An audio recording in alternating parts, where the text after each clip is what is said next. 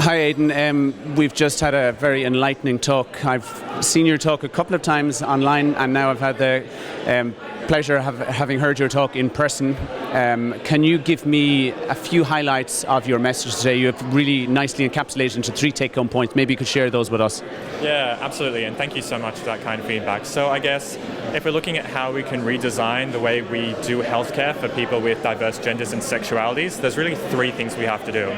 The first thing is we need to go and educate ourselves about the identity spectrum out there, so understanding transgender, gender identity, your psychology, gender expression, the way you dress, behave, physical biology or physical sex, so the chromosomes, genitalia, physical sex characteristics you have, and then also looking at same-sex attractions, and finally sexuality. And understanding that asexuality is a thing, that some people don't have sexual attractions and they don't want sexual intercourse with other people. So that's the first thing. The second thing is to go back to where you work and what does your paperwork say? Does it have a tick box for male and female? We need to have at least another option. Ideally, leave it blank and just put sex, because we're concerned with people's biological sex. When we do a history, that should include asking the question, how would you like us to record your details on our paperwork today? So that's how would you like us to record your details on our paperwork?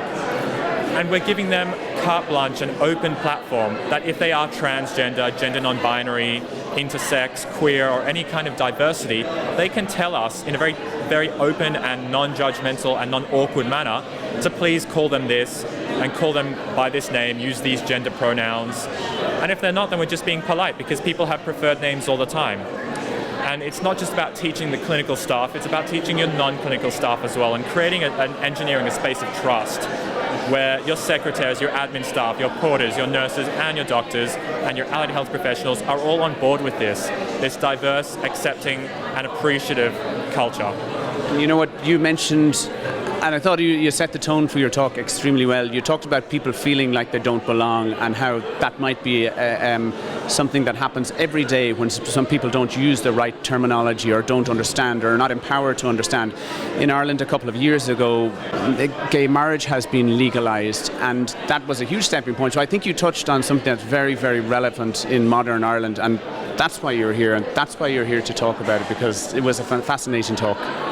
Thank you so much. Yeah, I mean, I have to say, Ireland has really impressed the world in terms of just how progressive, diverse, and accepting they've become so quickly. I mean, lightning speed, you guys have gotten on board with decriminalizing abortion, legalizing same-sex marriage, and it's really impressive, and it's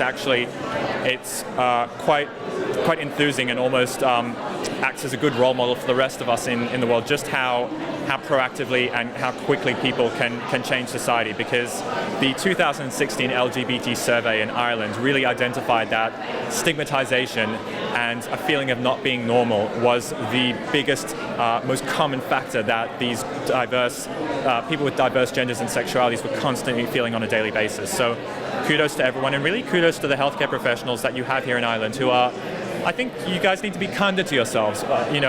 Something I've seen at this conference is that you really do need to cut yourselves more slack, because you are delivering exceptionally high standards of care, comparable to anywhere else in the world.